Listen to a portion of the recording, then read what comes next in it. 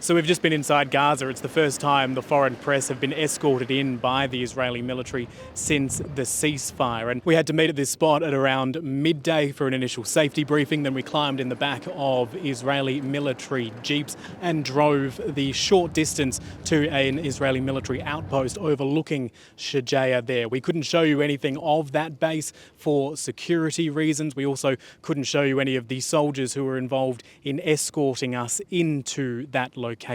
Now, you can't actually see it, but beyond that line where those buildings are still standing is what is being called the yellow line. That is the marker which Israeli forces have withdrawn to as part of this ceasefire. What they're doing at the moment is laying out these yellow blocks to show the community who are still living in Gaza. And unimaginably beyond this line of utter destruction, there are still hundreds of thousands of people living there. It's to show them where that line is. There has been some confusion about where that marker would be, but the IDF is now trying to enforce that as part of its operations. Israeli authorities say that Hamas has told them that there are bodies of Israeli hostages buried beneath the rubble in places like this, but the scale of the devastation also shows what the Palestinian authorities are arguing, that thousands of Palestinians remain buried as a result of this 2-year-long war. While it is no substitute for independent access to the Strip,